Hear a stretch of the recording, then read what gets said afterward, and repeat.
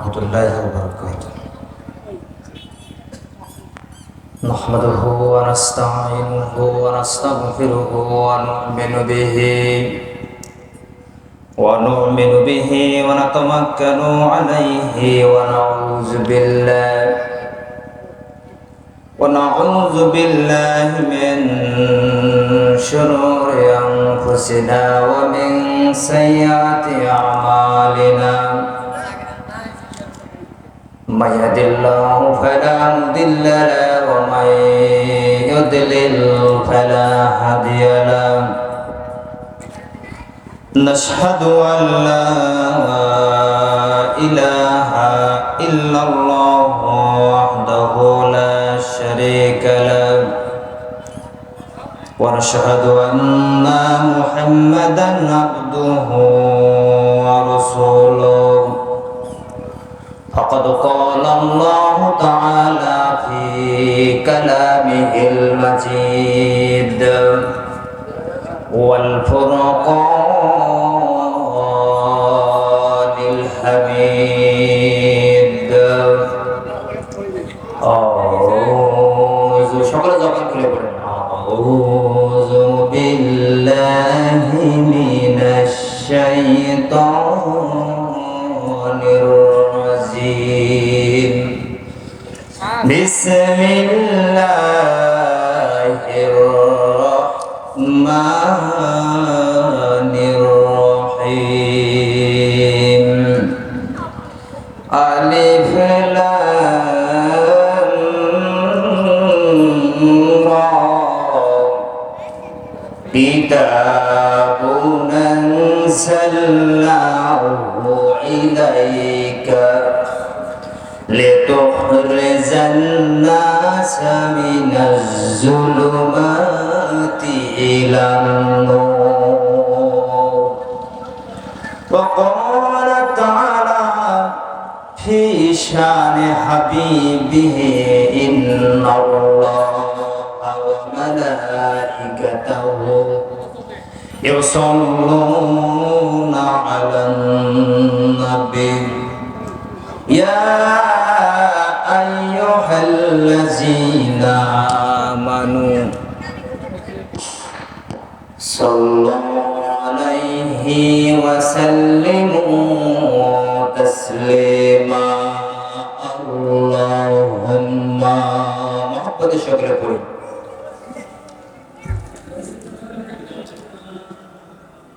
مولانا محمد وعلى علي سيدنا. তুমি রহমান তুমি মেহেরবান. তুমি রহমান তুমি মেহেরবান. অন্ধ গহেনা শুধু তোমার গুণগান. বুঝেও বোঝে না তবু শান. বুঝেও বোঝে না তবু শান. তুমি রহমান তুমি মেহেরবান. জীবনে কখনো যদি ভুলি হেদায়েতের আলো জেলে নিও কাছে তুলি. আল্লাহু আকবার. জীবনে কখনো যদি ভুলি হেদায়েতের আলো জেলে নিও কাছে তুলি. ঠাই দিও গো প্রভু ঠাই দিও গো প্রভু ও হে দয়াবান. তুমি রহমান তুমি মেহেরবান. তুমি রহমান তুমি মেহেরবান. জনম জনম যদি গাহি তোমার মহিমা গাওয়া শেষ হবে নাহি, জনম জনম যদি গাহি, তোমার মহিমা গাওয়া শেষ হবে নাহি।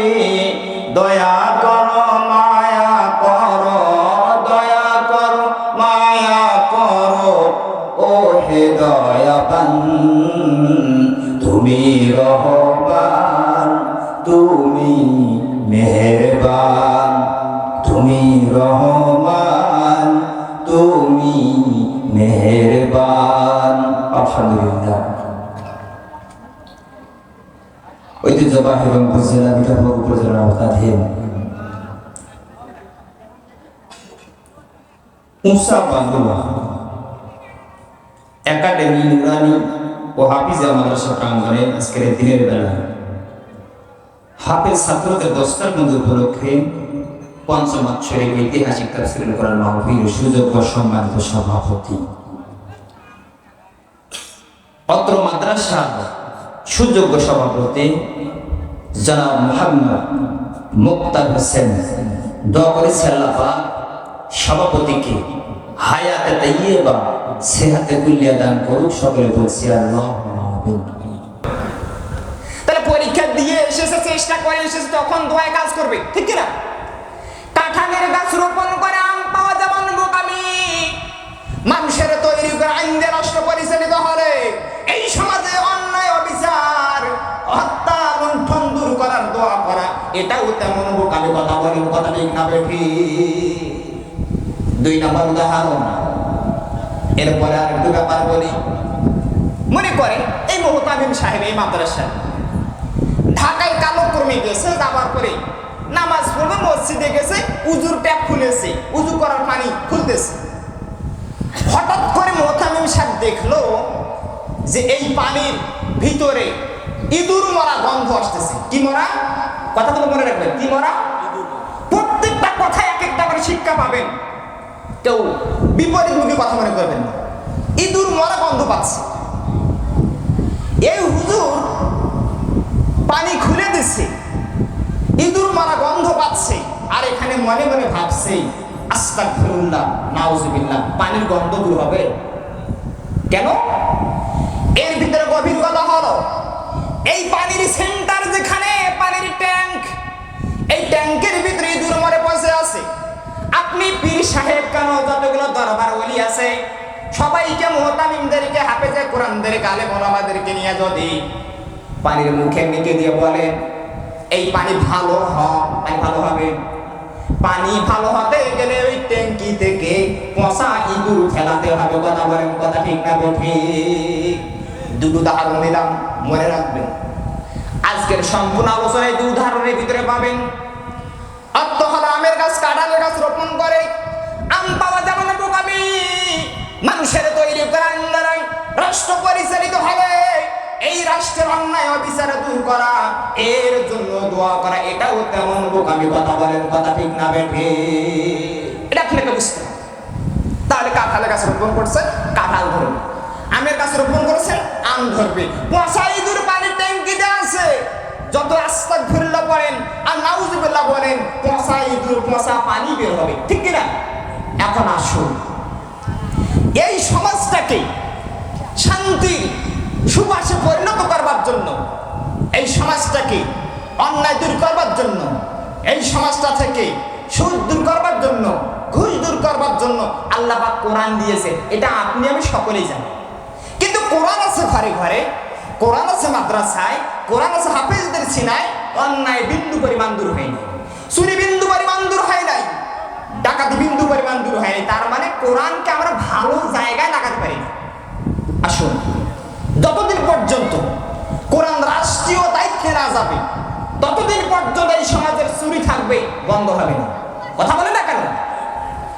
এই সমাজের ডাকাতি থাকবে, বন্ধ হবে না। কারণ চুরি ডাকাতি আপনার আমার মতো হুজুরি দিয়ে ওয়াজ করে বন্ধ করা সম্ভব নয়।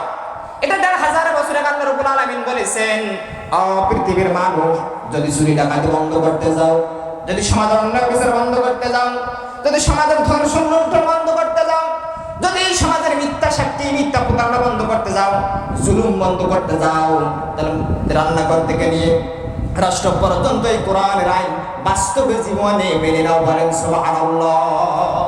তাহলে কোরআনের আইন বাস্তব জীবনে না মানা পর্যন্ত অন্যায়ের জায়গায় কোরআন, কোরআনের জায়গায় কোনো জায়গায় কাজ নেই।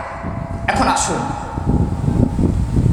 এই ব্যাপারগুলোতে আল্লাহ পাক মানব জাতিকে নিরাপত্তা দেবার জন্য যে কোরআন দিলেন, অন্ধকার থেকে যে আলোর পথে আনবার জন্য কোরআন দিলেন, এর পিছনে মানুষকে লিখে দেওয়া হয়েছে যে তোমরা কাজ করবা ন্যায়ের পক্ষে অন্যায়ের পক্ষে, কিন্তু কোনটা ন্যায় কোনটা অন্যায় এটা কোরআন বলে দিবে। সুবহানাল্লাহ বলেন। আরেকটা বিষয় ক্লিয়ার করে দেই, যদি গ্রামের মানুষ হচ্ছে মাঝে মাঝে যখন আমরা কেউ বলি যে ভালো কাজ করলে আল্লাহ করেন, বলি কি না, এটা আল্লাহ করে।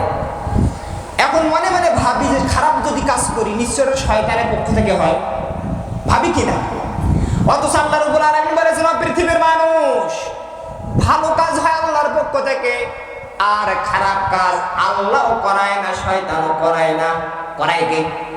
এই শয়তানি এই খারাপ কাজটা বান্দা নিজের নফসের তাড়নায় করে। এটা আপনাকে বুঝতে হবে। যেহেতু হাফিজি মাদ্রাসার ওয়াজ তাফসীর মাহফিল, এখানে অযৌক্তিক আমি এখানে এসে ইসলাম কায়েম করে দিয়ে যাব আর ভোটের বাক্সে 20টা ভোট, এই আজগুরু ওয়াজ আমি করতে পারবো? মনে রাখবেন, এটা আপনাকে বুঝতে হবে। এটা হাফিজিয়া মাদ্রাসা। এখানে একটা মাদ্রাসায় বাচ্চা যদি থাকে 100 জন, মনে রাখবেন 100 পরিবারের খানা খাওয়া বাচ্চা, ঠিক কিনা? মন খারাপ করলেন? 100 বাচ্চা যদি একটা মাদ্রাসা থাকে, মনে রাখবেন 100 পরিবারের মাদ্রাসা। 100 পরিবার কি সবাই একদল করে? কথা মনে রাখবেন। এজন্যই এই হাফিজি মাদ্রাসাগুলোতে এক দলীয় বয়ান করা উচিত নয়, এটা আপনাকে বুঝতে হবে। কারণ এই মাদ্রাসাগুলোতে বিভিন্ন দলীয় লোকের টাকাই চলে, এমনকি বিধর্মীরও টাকাও এই মাদ্রাসাগুলোতে দেয়, ঠিক কিনা? দেয়। এর জন্য এই জায়গাগুলোতে কোনো দলীয় আলোচনা করা উচিত নয়। দলীয় আলোচনা হবে দলীয় মঞ্চে, যার যে দল সেই দলের আলোচনা হবে সেই মঞ্চে, এতে আমার কোনো আপত্তি নেই। আল্লাহ পাক বললেন অন্ধকার থেকে আলোর পথে আনবার জন্য, যে অন্যায় করা মানুষগুলোকে ন্যায়ের পক্ষে আনবার জন্য, মানুষগুলোকে মানুষের নিরাপত্তা দেবার জন্য আমি কোরআন দিলাম। এই কোরআনকে বাস্তব জীবনে মেনে নাও, কোরআনকে সংসদ পর্যন্ত প্রেরণ করো। কোরআন যদি পানির ট্যাঙ্কে থাকে, আপনাকে হুজুরকে এই পানির উজু করতে গিয়ে আস্তাগফিরুল্লাহ আর নাউজুবিল্লাহ বলার প্রয়োজন নাই, পানি ঝকঝকে পানি বের হবে, ঠিক কি? এটা আপনাকে বুঝতে হবে। এরপর আল্লাহ রাব্বুল আলামিন বলেন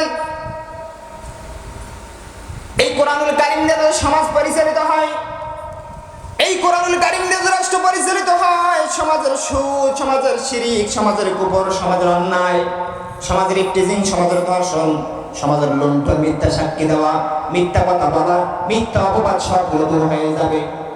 এখন এই সমাজে সুদ আছে না? নাই। তো কোরআন আছে, তো কোরআনে যে ওয়াদা দিল যে সুদ বন্ধ করে দিবে, সুদ নাই। আহা, মূল ঘটনা এটাই যে মুসলমান ধর্মীয় কিতাব মনে এক জিনিস আর বাস্তবতা মানে ভিন্ন জিনিস।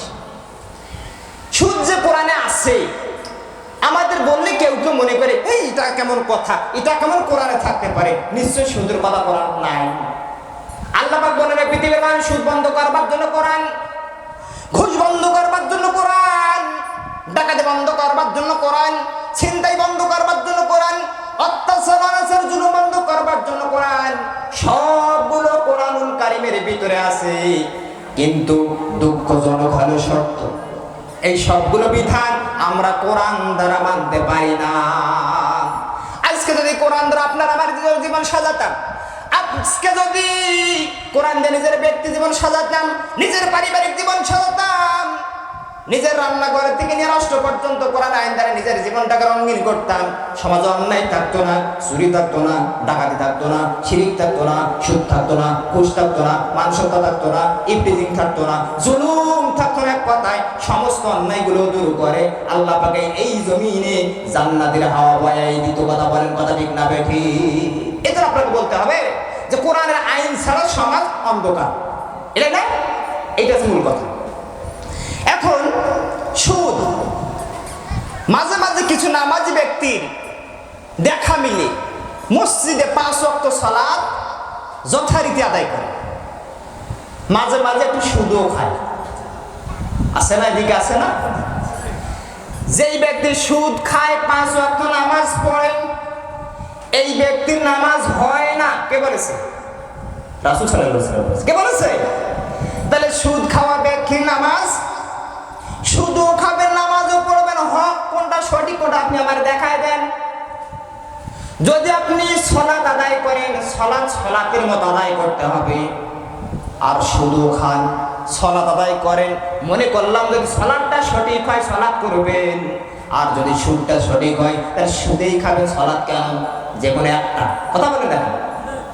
এখন এই সময় অনেকে চিন্তা করছে, আল্লাহ সুদ খাচ্ছি 2 বছর, 4 বছর, 5 বছর, বৃদ্ধ বয়সে এসে তওবা করে নিব, আল্লাহ আর জিন্দিগানিতে সুদ খাবো না। কবুল হবে? এই জন্য একটা কথা বলছিলাম, তিরমিজিতে হাদিস এসেছে, নবীজি বলেছেন যখন কোন বান্দা সুদের টাকা গ্রহণ করে আর ইবাদত বন্দেগীতে সিজদা দেয়, আল্লাহ পাক বলেন, ও বান্দারে, এক পাশে বলছে রব্বানা যালামনা আনফুসানা, আরেক হাতে গুনতেছো সুদের দেনা পাও না। ও জিবরাইল, যা যা যা, এই বেয়াদবকে বল তোর ইবাদত আল্লাহ কবুল করে না। তাহলে সুদ খায় ইবাদত করবেন, কবুল হবে? এই সুদের কথা বললে তাদের কাজ হালাপালা করে বুঝবেন, ওই ব্যক্তির হেদায়েত কোরআন দিবে না। সুদের কথা শুনলে যে ব্যক্তির কাজ হালাপালা করে, মনে রাখবেন হেদায়েত কোরআনে নাই। কারণ যতক্ষণ পর্যন্ত কোরআনটাকে বাস্তব জীবনে মানাতে পারে নাই, ততক্ষণ পর্যন্ত নিজের ব্যক্তি জীবন, সামাজিক জীবন, রাষ্ট্রীয় জীবন সুখের হতে পারে না। এজন্য সুদ বন্ধ করতে হবে। এখন তওবা করার শেষ বয়স, আল্লাহ আর জিন্দেগানিতে সে যে তওবা করছেন, যখন আপনার যোগ্যতা ছিল সুদ বর্জন করে আপনি চলতে ইচ্ছা করলে পারতেন, শেষ বয়সে যখন আপনার ইনকাম নাই, এখন সুদের টাকা আপনাকে পেয়ে আসবেন। কথা বলেন না? এই ব্যক্তি চাকরির টেবিলে বসে আছে, 10 লক্ষ টাকা কোন আল্লাহর বান্দা ঘুষ নিয়ে গেল, আর বলছে বাবারে এই 10 লক্ষ টাকা নাও, আমার এই কাজটাকে এই স্বাক্ষরে এই ফাইলে স্বাক্ষর করে দাও। আপনি দেখছেন স্বাক্ষর করলে 10 লক্ষ টাকা পান। ইমাম তিরমিজি বলেছেন এই সময় যদি আপনি ঘুষকে বর্জন করেন আপনি দ্বিগুণ সওয়াব পাবেন। কয় গুণ? কেন? এর ব্যাখ্যায় মুফাসসিরিন কেরাম বলেছেন, 1 নাম্বার আপনি আল্লাহর ফরজ বিধানকে লঙ্ঘন করেন নাই, ফরজ বিধানকে হেফাজত করেছেন। 2 নম্বরের অর্থ হলো আপনি অন্যায় পথে পা বাড়ান নাই। কয়টা হলো? এই 2টা ফরজ বিধান আপনি পালন করেছেন আর অন্যায়ের পথে পা বাড়ান নেই। এই 2টি বিধান পালন করার কারণে আপনি সওয়াব পাবেন দ্বিগুণ। সুবহানাল্লাহ বলেন। এখন আপনি ওই সময় ঘুষ খাইলেন, চাকরি থেকে অবসর হওয়ার পরে বলছেন, আল্লাহ আর জিন্দেগানিতে ঘুষ খাবো না। যখন আপনার চাকরি নাই আপনার ঘুষ দেয় কে? কথা বলেন না কেন? তখন ঘুষ দেওয়ার মধ্যে কেউ আছে? এটা আপনাকে বুঝতে হবে। চাকরি থাকা অবস্থা আপনাকে দেখতে হবে, যখন আপনি ঘুষ খাবার যোগ্যতা রাখেন এই সময় আপনাকে ঘুষ বর্জন করা লাগবে। ইমাম তিরমিজি বলেছেন যখন কোন মানুষের অন্যায় করার যোগ্যতা থাকে ওই সময় অন্যায় যদি বর্জন করে আল্লাহ পাক ওই বান্দার আমলনামায় দ্বিগুণ থেকে 700 গুণ সওয়াব দিয়ে দেয়। সুবহানাল্লাহ কথা বলেন না? তো অন্যায় করার যোগ্যতা আছে, অন্যায় বর্জন করলেন দ্বিগুণ থেকে 700 গুণ সওয়াব আপনার আমলনামায় আল্লাহ পাক দিয়ে দিবেন। আরেকবার বলেন সুবহানাল্লাহ। এরপরে কোন আল্লাহর বান্দা মাঝে মাঝে যৌবন কালে জেনাবে বিচার করে, বৃদ্ধ বয়সে এসে বলে আল্লাহ আর জেনা করব না। যখন আপনি অপারগ তখন আপনার দোয়া কেমনে কবুল হয়ে যায় এটা বললাম না? এরপরে মুসলমান ডাকাতি চিন্তায় তো আছে। ইতিপূর্বে আমরা দেখেছি রোডের পরিবর্তে বাস, এটাও ছিল বাংলাদেশে। একে বলা হয় ডাকাতি, একে বলা হয় জালিয়াতি, একে বলা হয় জুলুম। এই জুলুম আমরা ইতিপূর্বে দেখেছি। এই জুলুম থেকে অন্ধকার, এই জুলুমের অন্ধকার থেকে বের করবার জন্য আল্লাহ পাক কোরআন দিলেন। এই কোরআন যদি জুলুমের ক্ষেত্রে ব্যবহার করা হয়, তাহলে রডের পরিবর্তে বাঁশ না দিয়ে রড দিয়ে জনগণ উন্নয়ন করা হতো। এটা আপনাকে বুঝতে হবে।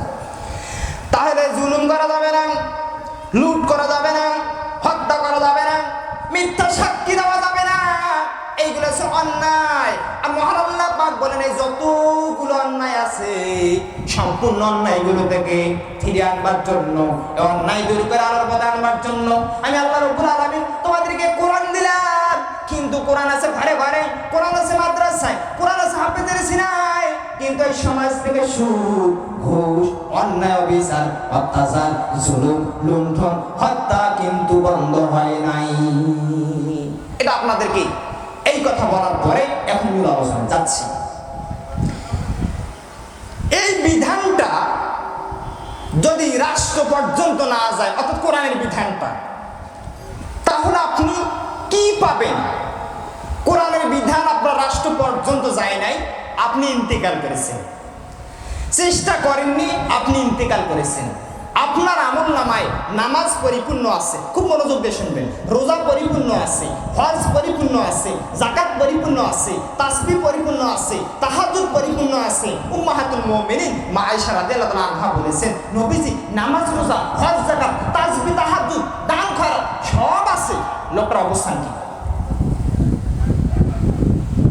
আল্লাহর নবী যে বলেন, ও আয়েশা রে, এই মানুষগুলো যখন এই কোরআন দিয়ে রাষ্ট্র পরিচালনাতে ব্যর্থ হয়ে যাবে, কোরআন দ্বারা রাষ্ট্র পরিচালিত এই কাজে যখন দুর্বলতা প্রকাশ করবে, এই মানুষগুলো আল্লাহর আদালতে যখন দাঁড়াবে, আল্লাহ পাক বলবেন, বান্দা আমলনামা নিয়ে আসো, আমলনামা নিয়ে আসো।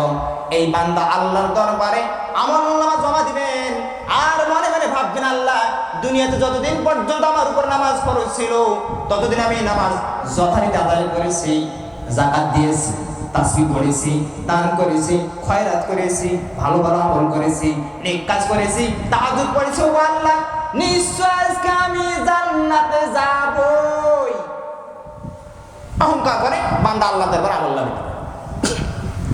নবীজি বলেন, আয়েশা রে, এই বান্দা যখন আমলনামা দিবে, আল্লাহ পাক ফেরেশতাদেরকে দায়িত্ব দিবে, ফেরেশতারা এই আমলনামাটা উঠাও। ফেরেশতারা প্রথম পেজ উঠাবেন, উঠার পরে আমলনামা আসবে এই ধরনের সাদা। এ বান্দা জানে আল্লাহ নামাজ পড়েছে বিগত 40 বছর, 50 বছর, 60 বছর, 100 বছর, কিন্তু আমলনামা সাদা কেন? এটা প্রশ্ন আপনাদের না? আমলনামা সাদা কেন? এবার উম্মাতুল মুমিনিন আয়েশা বলেন, নবীজি এই আমলনামা সাদার পিছনে কারণ কি? নবীজি বলেছেন, আয়েশা রে, এই দুনিয়াতে তারা নামাজ আদায় করেছে, কিন্তু আল্লাহর নৈকট্য লাভের জন্য আদায় করতে পারে না। আল্লাহকে রাজি খুশি করবার জন্য এই সালাত আদায় করতে পারে না। এই ব্যক্তি নামাজ আদায় করেছে ভোটের আশায়, এই ব্যক্তি নামাজ আদায় করেছে মানুষ যাতে তাকে নামাজি বলে, এই ব্যক্তি নামাজ আদায় করেছে যাতে সমাজের মানুষ তাকে ভালোবাসে। লোক দেখানোর জন্য নামাজ পড়েছে আয়েশা, লোক দেখানো নামাজ পড়ার কারণে আজ কঠিন কিয়ামতের দিন আল্লাহ পাক এই বান্দাকে নামাজের এক পয়সার মূল্য দিবে না। এখন বলেন তো, লোক দেখানো নামাজি আমাদের সমাজে আছে নাই? যদি লোক দেখানো নামাজি হন, আপনি জানবেন নামাজে আমার পরিপূর্ণ আছে জিন্দেগিতে, এক ওয়াক্ত নামাজ কাজা করি নাই, কিন্তু লোক দেখানো নামাজি।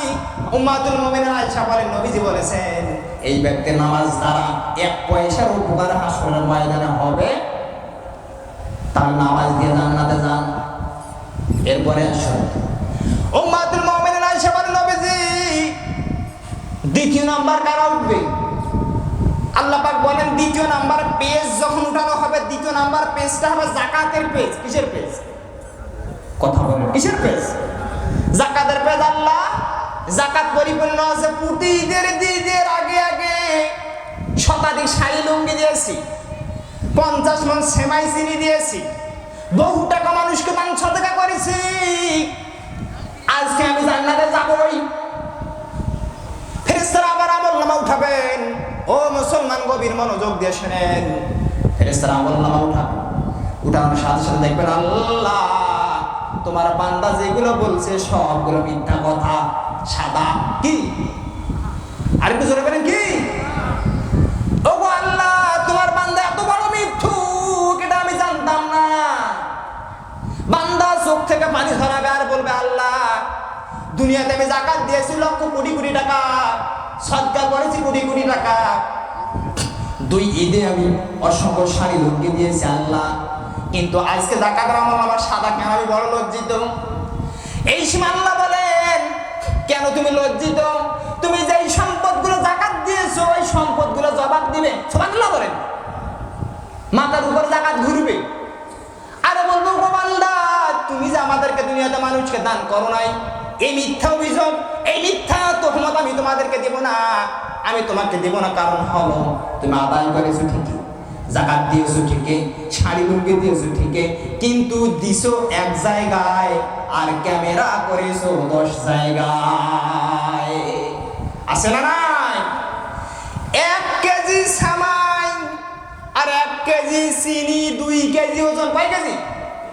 2 কেজি ওজন একজন ফকির মিসকিনের হাতে বান্দা তুলে দেয়, ওই দিকে 5টা ক্যামেরা এইরকম এইরকম, আর ধরেছে 5 জনে মিলে 2 কেজি। কয় কেজি?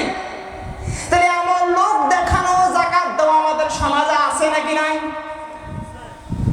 এই জাকাত কোটি কোটি টাকা দিতে পারেন, 2 ঈদের কাপড় দিতে পারেন, লুঙ্গি দিতে পারেন। মনে রাখবেন, কিয়ামতের ময়দানে এই জাকাত দিয়া আপনার 1 পয়সার উপকার হবে। আসুন, এরপরে আসুন, নবীজি বলেছেন, ও আয়েশা রে, এরপরে আমার উম্মতেরা আরো গর্বের সাথে যাবে, আল্লাহ হজ করেছে 7.5 লক্ষ টাকা দিয়ে, হজের বিনিময়ে তো আমি জান্নাতে যাব, জান্নাত আমার ঠেকায় কে? বড়টা ফুটে আগাবে। হজ করেছি আল্লাহ, 1 বার নয় 2 বার নয়, 2 বার হজ করেছি, 4 বার উমরা করেছি, আল্লাহ হজের বিনিময়ে আমাকে জান্নাত। এবার আল্লাহ পাক বলবেন, ফেরেশতারা দেখো তো আমল নামা হজ করছো কয়বার? আমল নামা ফেরেশতারা উঠাবেন। কথা বলেন না কেন? সাদা কি হবে? এবার ফেরেশতারা বলবেন, আল্লাহর হজ করে কত বড় মিথ্যু। এই বান্দা আবার চোখের পানি মুছবে আর বলবেন, আল্লাহ হজ করেছি 2 বার, উমরা করেছি 4 বার, কিন্তু তোমার নবীজি বলেছেন 1 বার হজ করলে যদি কবুল হয়ে যায় আল্লাহ তাকে জান্নাত দিয়ে দিবে, কিন্তু আমি 2 বার হজ করেছি, 1 বার নাই কবুল হয় নাই, আরেকবার তো কবুল হবে। তাও তারপর আছে আরেকবার তো কবুল হবে, আল্লাহ তাআলা জান্নাতটা দেন। এইবার দেখা যাবে হজের আমলনামা ফাঁকা। এবার বান্দা চোখের পানি মুছবে আর কাঁদবে, আল্লাহ হজ করলাম 2 বার, উমরা করলাম 4 বার, কিন্তু তারপরেও আমলনামা ফাঁকা কেন? মাথার উপর থেকে হজ আর উমরা এসে জবাব দিবে, ওগো আল্লাহ, এই ব্যক্তি হজ করেছে ঠিক আছে, আমি মিথ্যা কথা বলবো না, হজ করেছে, খুব সুন্দর করে হজ করেছে, কিন্তু হজ করার আগে আগে সে হজ করার পূর্বে নিজের ওয়ারিস গুলোকে ঠকাইয়া হজে গেছে। আছে না? আস্তে করে বলেন, শুনবে কেউ? আছে না? তাহলে হজ করতে গেছে ঠিক, হজ করেছে ঠিক, কিন্তু ওয়ারিসদেরকে ঠকানো হাজি বাংলাদেশ আছে না নাই? এই বেলে ওয়াজ মনে হয় গায়ে গায়ে লাগছে। কথা বলে না কেন?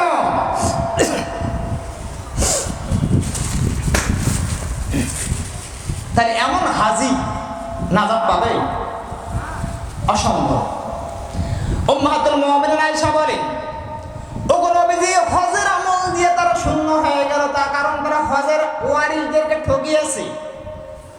এরপরে নবীজি বলেন, আয়েশা শুধু তাই নয়, এর ভিতরে 2 জন বড় জামিনদার। কয়জন? কথা বলেন, কয়জন? 1 হলো স্ত্রী, একই, 2 হলো সন্তান সন্ততি, এই 2 জন সবচেয়ে বড় জামিনদার।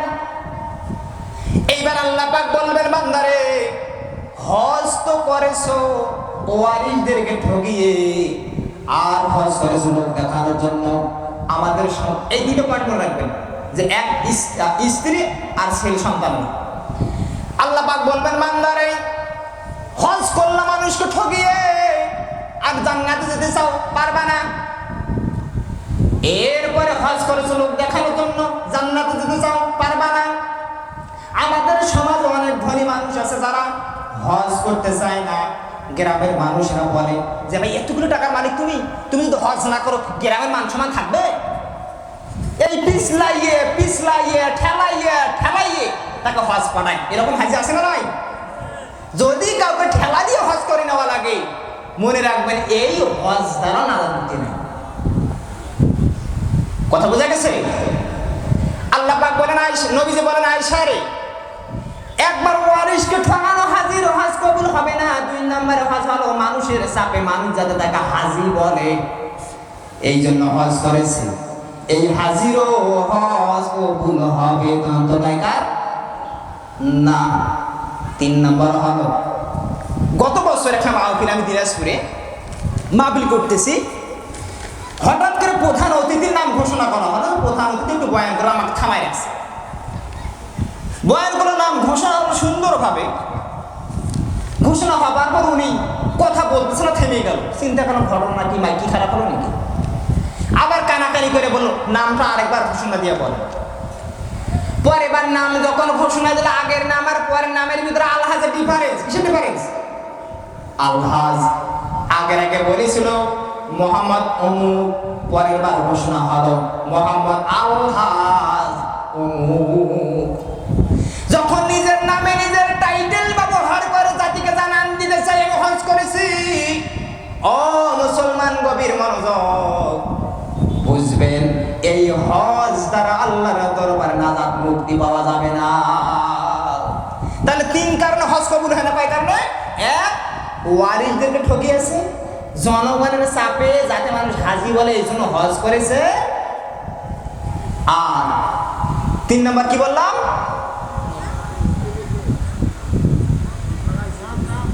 খায়া ফেলেছেন।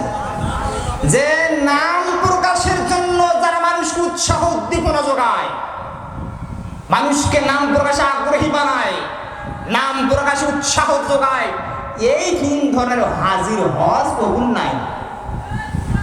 এরপর উম্মাতুল মুমিনিন আয়েশা বলেন, নবীজি নামাজ দিয়ে জান্নাতে গেল না, যাকাত দিয়ে জান্নাতে গেল না, হজ দিয়ে জান্নাতে গেল না, এবার তাহাজ্জুদ দিয়ে যাবে।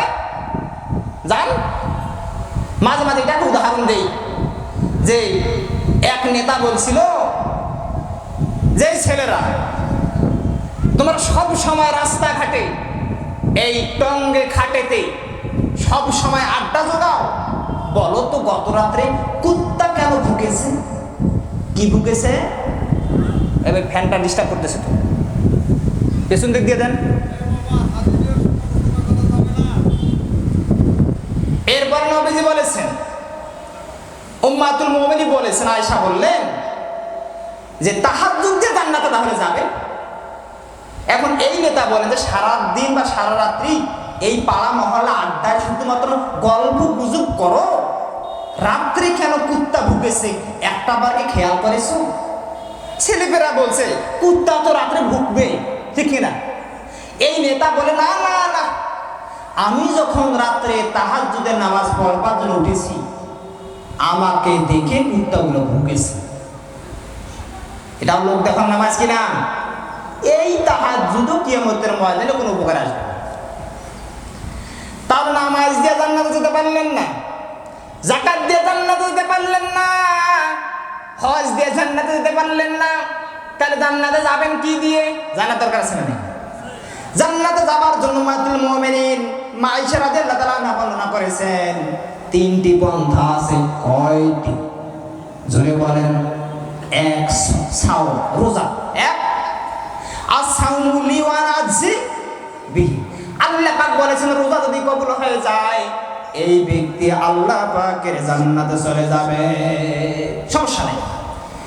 2 নাম্বার হুব্বে রাসূল, রাসূলের মহব্বত অন্তরে থাকতে হবে, সুবহানাল্লাহ বলেন সকলে।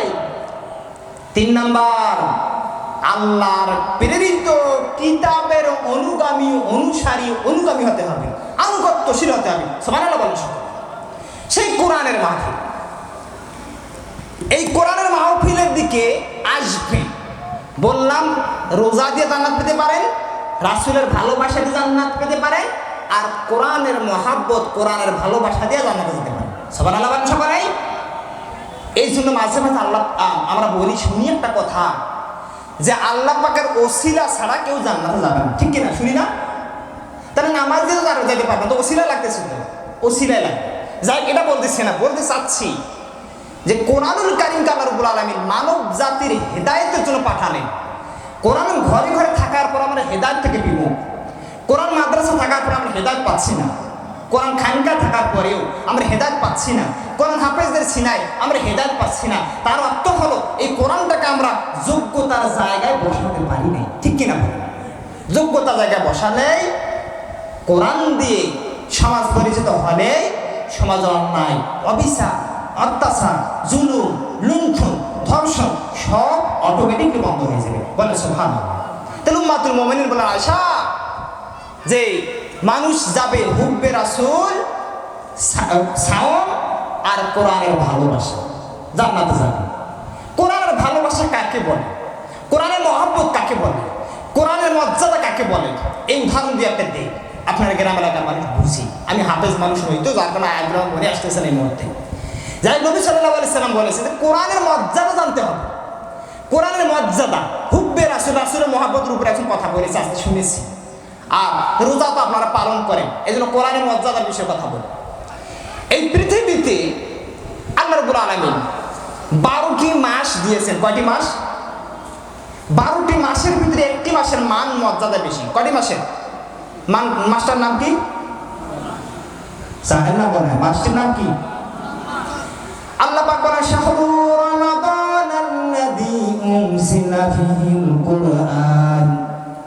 এই মাসে আল্লাহ রাব্বুল আলামিন কোরআন নাযিল করবার কারণে 12টি মাসের ভিতরে রমজানুল মুবারকের মাস দাম বেড়ে গেছে। সুবহানাল্লাহ। তাহলে 12টি মাসের ভিতরে রমজানের দাম বাড়লো কিসের কারণে? খুব সঠিক কথা বলবো, কিসের কারণে? আপনারা কি শুনতেছেন না? কোরআন নাজিলের কারণে 12টি মাসের ভিতরে রমজানের দাম বেড়ে গেছে। এই পৃথিবীতে রাষ্ট্র আছে 300-এর অধিক, সবচেয়ে বেশি দামের রাষ্ট্রটার নাম কি? সৌদি আরব। কি নাম? এখন সৌদিকে যদি প্রশ্ন করা হয়, সৌদি তোমার দাম এত কেন বেশি? সৌদির প্রশ্নের উত্তরে মুফাসসির কিরাম বলেছেন সৌদি আরবে মক্কা আর মদিনা আছে, এই জন্য মক্কার দাম নাই, মদিনারও দাম নাই। যদি মক্কায় কোরআন নাজিল না হতো, মদিনায় কোরআন নাজিল না হতো। মুফাসসির কিরাম বলেন সৌদি আরবের ভিতরে মক্কার মদিনা দুইটি জায়গা। মক্কাতেও কোরআন নাজিল হয়েছে, মদিনাতেও কোরআন নাজিল হয়েছে। এর জন্যই মহান আল্লাহ রাব্বুল আলামিন মক্কা আর মদিনার দাম কিয়ামত পর্যন্ত রেখে দিয়েছেন। বলেন সুবহানাল্লাহ। এরপরে 3 নম্বর, এরপরে পৃথিবীতে আল্লাহ রাব্বুল আলামিন লক্ষ কোটি কোটি ফেরেশতা পাঠিয়েছেন। এই কোটি কোটি ফেরেশতাদের ভিতরে একজন ফেরেশতাদের লিডার নাম জিবরাইল। কি নাম? জিবরাইল আলাইহিস সালাম। এখন প্রশ্ন আসতে পারে কোটি কোটি ফেরেশতাদের ভিতরে জিবরাইলের মানার মর্যাদা কেন বেশি? এর পিছনে কারণ হয় জিবরাইলের মাধ্যমে আল্লাহ পাক সুদীর্ঘ 23 বছর অবতীর্ণ বাণী কোরআনুল কারীম মানব জাতির কল্যাণে, মানব জাতির হেদায়েতের জন্য প্রয়োজনে 1 আয়াত, প্রয়োজনে 2 আয়াত করে পৃথিবীতে প্রেরণ করেছেন। বলেন সুবহানাল্লাহ।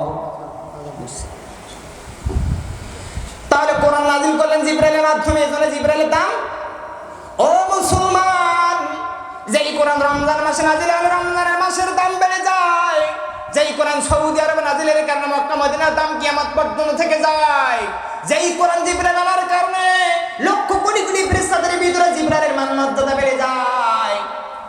এই কোরআন আপনার আমার সন্তান সিনায় ধরেছে নাকি ধরে নাই? বলতেছিলাম যে কোরআন নাযিলের কারণে 12টি মাসের চেয়ে রমজানুল মুবারকের দাম বেড়ে যায়। 12 মাসের চেয়ে রমজানের দাম বেড়ে যাবার পিছনে কারণ কোরআন নাযিল। পৃথিবীতে 300-এর অধিক রাষ্ট্র থাকার ভিতরেও একটি রাষ্ট্রের দাম মান সম্মান বেড়ে যাবার পিছনে কারণ মক্কা মদিনা কোরআন নাযিল হয়েছে। লক্ষ কোটি কোটি ফেরেশতাদের ভিতরে কোরআন নাযিল হবার কারণে কোটি কোটি ফেরেশতার ভিতরে জিবরাইল আমিনের মান আর মর্যাদা বেড়ে গেছে। এজন্যই কোরআন আপনার আমার সন্তান যখন বুকে সিনার ভিতরে ধরে থাকে, এদের মান মর্যাদা আল্লাহ পাক বাড়িয়ে দেন। বলে সুবহানাল্লাহ। আপনাদেরকে বলছি, একটা সন্তান যখন কোরআনের হাফেজ হয়, একটা সন্তান যখন কোরআনের আলেম হয়, এর চাইতে বাবার জন্য সফলতা আর কি থাকতে পারে? ঠিক কিনা বলেন? একটু জোরে বলেন, ঠিক কিনা? আপনি ইন্তেকাল করেছেন, জানাজার জন্য মনে করেন মক্কা থেকে অথবা কাবা ঘরের ইমামকে ডেকে নিয়ে আসা হলো, হুজুর আমার বাবার জানাজা করাই দাও। হুজুর জানাজা করবে, হাত উঠাবে, দোয়া করবে, কান্নার ভান করবে, এক ফোঁটা পানি জমিনে পড়বে না। কিন্তু মুফাসসিরিনে কেরাম বলেছেন, যখন আপনার সন্তান আপনাকে মৃত্যুর খাটনিতে শোয়াইয়া সালাতুল জানাজা আদায় করবে, এমন কোন সন্তান নাই যেই সন্তান চোখে পানি ধরে রাখতে পারে। ও মুসলমান, গভীর মনোযোগ।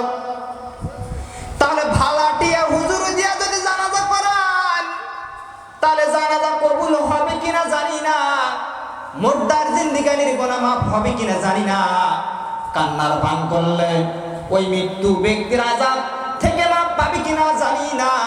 কিন্তু নবীজি বলেছেন, যখন পিতামাতার জন্য সন্তান দোয়া করে আর এক ফোঁটা পানি যদি জমিনে পড়ে যায়, জমিনে পানি ফোঁটা পড়ার আগে আগে আল্লাহ রাব্বুল আলামিন বান্দার দোয়া কবুল করে নেয়। এজন্যই একটাকের সন্তানকে আপনাকে আলেম বানাতে হবে। বলি ইনশাআল্লাহ, বলি ইনশাআল্লাহ। তো সন্তান যদি আলেম হয়, বুঝছেন তোমার অবস্থা কি? চোখে পানি ধরে রাখতে পারবে না, আর এক ফোঁটা যদি চোখে পানি ধরে না রাখতে পারে, জমিনে যদি পড়ে যায়, তাহলে বুঝবেন আপনার দোয়া কবুল হয়ে গেছে। এজন্য কোরআনকে ভালোবাসা দরকার আছে না নাই? তাহলে সন্তানকে আলেম বানানো দরকার আছে না নাই? আর কথা বলতেছিলাম, নূর নবীজি বলেছেন, কোরআনুল কারীমকে সংবিধানে সংসদে প্রেরণ করবার জন্য আপনাকে কাজ করা লাগবে, যাতে কোরআন দ্বারা সমাজ পরিচালিত হয়, কোরআন দ্বারা রাষ্ট্র পরিচালিত হয়, এই কোরআন দ্বারা ব্যক্তি জীবন পরিচালিত হয়, কোরআন দ্বারা রাষ্ট্র পরিচালিত হয়, কোরআন দ্বারা আপনার আমার জীবন সুন্দরত হয়ে যায়। এর জন্য আপনাকে কাজ করা লাগবে। এর জন্য কাজ নবীরা করেছেন। ও মুসলমান, এই কোরআন দ্বারা যাতে সংসদ পরিচালিত হয়, এর জন্য কাজ করেছেন আম্বিয়ায়ে কেরাম, এর জন্য কাজ করেছেন নবীগণ, এর জন্য কাজ করেছেন সাহাবায়ে কেরাম, এর জন্য কাজ করেছেন তাবেঈগণ, এর জন্য কাজ করেছেন তাবেঈগণ, এর জন্য কাজ করেছেন ইমাম আযম আবু হানিফা